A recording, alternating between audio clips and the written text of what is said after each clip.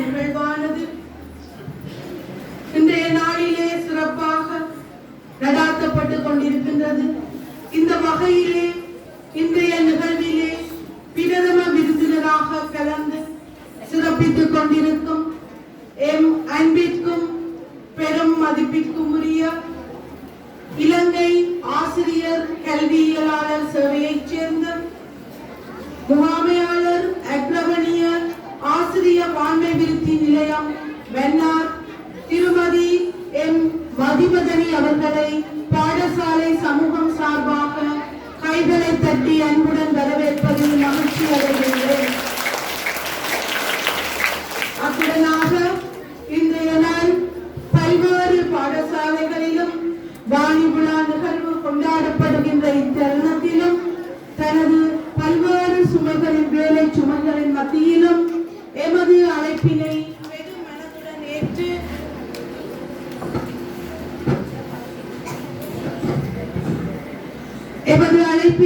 பெரும் மனதுடன் ஏற்று இங்கு வருகை தந்து எம்மை கௌரவித்துக் கொண்டிருக்கும் எமது அன்பிற்கும் மதிப்பிற்கும் உரிய கௌரவ விருந்தினர் பிரதம குரு முருகன் கோவில் பிரசாலை ஐயா பிரம்மஸ்ரீ மகா தர்மகுமார் சர்மா ஐயா அவர்களை பாடசாலை சமூகமாக அன்புடன் கைகளை தட்டி வரவேற்றிருக்கின்றோம். மேலுமாக இன்றைய நிகழ்விலே சிறப்பு விருந்தினராக கலந்து சிறப்பித்துக் கொண்டிருக்கும் இந்து அறநெறி சபையின் பொறுப்பாளர் திருமதி உதயகுமார் சாலினி எம் அவர்களுடைய பெற்றோரும் கூட. ஆகவே இந்த வேளையில் அவரை அன்புடன் இந்நிகழ்விற்கு வரவேற்றிருக்கின்றோம்.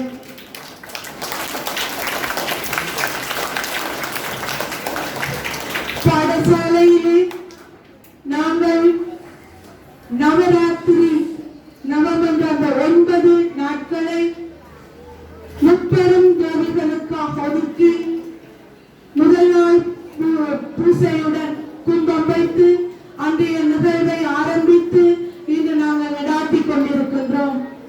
இந்த 9 நாட்களும் முப்பெரும் தேவிகளுக்காக 3 நாட்களாக ஒதுக்கப்பட்டு நாங்கள் இந்நிகழ்வினை சிறப்பித்துக் கொண்டிருக்கின்றோம். இந்த வகையில் முதல் 3 நாட்களும் நாங்கள் வீரத்தை வேண்டி எங்களுடைய சபங்களையும், அடுத்த 3 நாட்கள் செல்வத்தை வேண்டி எங்களுடைய பிரார்த்தனைகளையும், அடுத்த 3 நாட்கள் கல்விக்காக விசேடமாக நாங்கள் இன்று கொண்டாடி கொண்டிருக்கின்ற வாணி விழா கல்விக்காக, கல்வியின் தேவிக்காக, சரஸ்வதி அல்லது கலைமகள் என பல்வேறு பெயர்களால் அழைக்கும் வாணிக்காக இன்றைய நாள் விழாவினை நாங்கள் கொண்டாடி கொண்டிருக்கின்றோம். இந்த நாளில் நாங்கள் இந்த விழாவை கொண்டாடுவதன் முக்கியத்துவத்தினை நாங்கள் நோக்குவோமாகில்,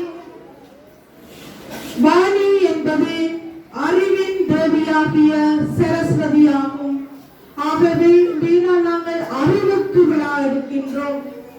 இவரை நாங்கள் கல்வியின் பாதுகாவலர் அல்லது கலை, அறிவு, திறமைகளின் தெய்வம் என பல்வேறு விதமாக நாங்கள் கொண்டாடி கொண்டிருக்கின்றோம். பழமையான காலங்களில் இருந்தே கல்வியானது கடவுளை போன்று, கடவுளுக்கும் மேலான ஒரு இடத்தை வகிக்கின்ற முக்கிய விடயமாக நாங்கள் மதிப்பு கொடுத்து பாரம்பரியம் தொட்டு நாங்கள் அனுஷ்டித்து வருவதை நாங்கள் கண்கூடாக காண்கின்றோம். இந்த வகையில் நாங்கள் இன்று பாடசாலைகளிலும் வாணி விழாவினை கொண்டாடுவதன் மூலம் பாடசாலைகளில் கலை ரீதியான திறமைகள், உங்களிடம் மாணவர்களாகிய சிறு மாணவர்களாகிய உங்களிடம் காணப்படுகின்ற கலை திறமைகள், பேச்சு திறன்கள், பாடல் திறன்கள், நடனம், நாடகம், ஓவியம் போன்ற திறமைகளை உங்களிடம் வெளிப்படுத்துகின்ற ஒரு, உங்களுக்கு சந்தர்ப்பம் வழங்குகின்ற ஒரு நிகழ்வாக இந்நிகழ்வு காணப்படுகின்றது. இந்நிகழ்வானது வெறுமனே ஒரு நிகழ்வு மாத்திரம் அல்ல, அல்லது பொழுதுபோக்கான ஒரு செயற்பாடு அல்ல, அல்லது நாங்கள் மகிழ்ந்து மட்டும் செலவழிக்கின்ற ஒரு நேரம்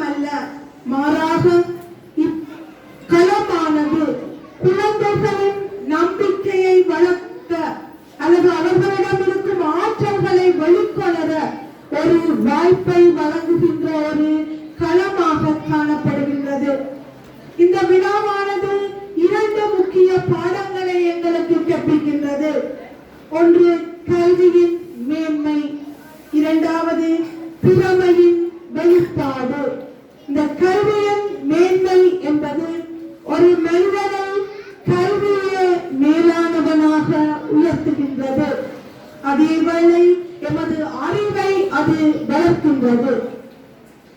அடுத்ததாக நாங்கள் பார்க்கும் பொழுது திறமையின் வெளிப்பாடு என்பதை நாங்கள் நோக்குவோமானால், அறிவுக்கு மேலாக எம்மிடம் காணப்படுகின்ற கலை அல்லது எங்களிடம் காணப்படுகின்ற ஒவ்வொரு திறன்கள், கல்வி எங்களுக்கு அறிவை தருகின்றது. ஆனால் கலையோ மனதளவில் அல்லது மனதையும் ஆன்மாவையும் வளப்படுத்துகின்ற ஒரு நிகழ்வாக காணப்படுகின்றது. நீங்கள் இன்னைக்கு பார்ப்பீர்கள் பிள்ளைகள், வகுப்பறையில் ஆசிரியர்கள் கற்பிக்கும் பொழுது நாங்கள் என்ன மனநிலையில் இருப்போம்? இன்றைய நாள் விழாவிலே கலை நிகழ்வுகள் நடாத்தப்படும் போது எங்களுடைய மனநிலையானது எவ்வாறான ஒரு மகிழ்ச்சியை, ஒரு அக்களிப்பை வெளிக்காட்டுகின்றது என்பதை நாங்கள் நடைமுறையில் அறிந்து கொண்டிருக்கின்றோம்.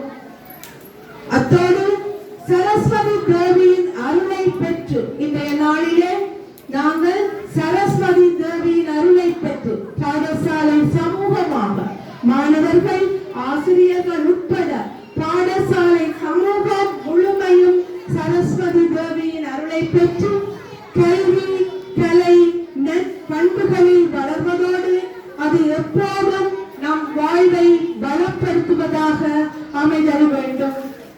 கல்வி மட்டுமே ஒரு மனிதனை முழு மனிதனாக மாற்றிவிடாது. அவனிடம் கல்வியோடு சேர்ந்து கலை உணர்வும், பண்பு, மனித நேயம் போன்ற அடிப்படை திறன்கள் விருத்தி செய்யப்பட வேண்டும்.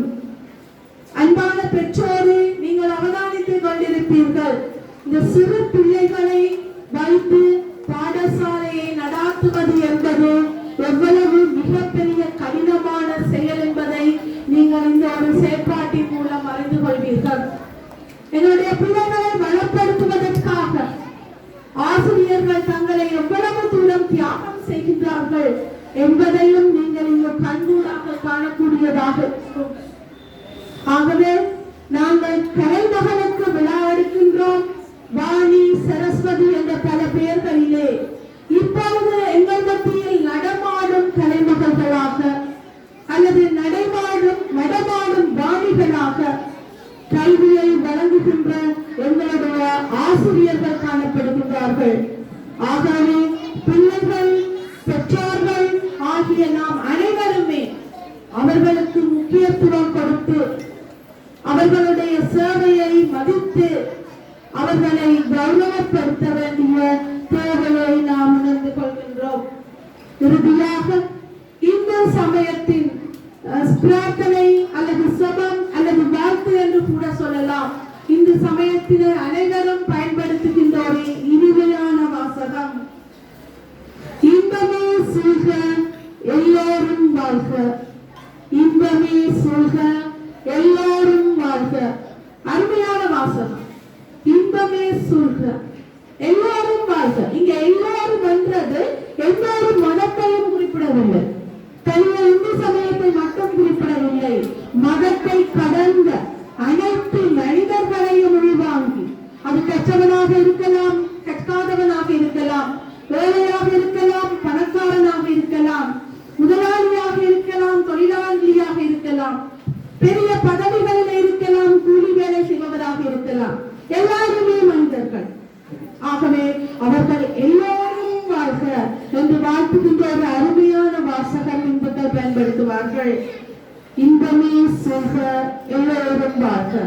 ஆகவே இந்த மனநிலையோடு இன்றைய வாணி விழா நிகழ்வானது எம் அனைவருக்கும் ஒரு சிறப்பான ஆசீர்வாதத்தை வழங்குகின்ற, விசேடமாக கல்வித்துறையில் இருக்கின்ற எமது பாடசாலைக்கு நிறைவான ஆசீரை வழங்குகின்ற ஒரு நாளாக அமைய வேண்டும் என வாழ்த்தி, இன்றைய நாளிலே தங்களுடைய பல்வேறு வேலை சுமைகள், பல்வேறு சிரமங்கள் மத்தியிலும் எமது அழைப்பினை ஏற்று பிரதம விருந்தினராக, கௌரவ விருந்தினராக, சிறப்பு விருந்தினராக கலந்து சிறப்பித்துக் கொண்டிருக்கும் உங்கள் அனைவரையும், அத்துடன் அன்பான பெற்றோர்கள், மாணவ செல்வங்கள், ஆசிரியர்கள், பாடசாலை ஊழியர்கள், உங்கள் அனைவரையும் அன்புடன் வரவேற்று நிறைவு செய்கின்றேன்.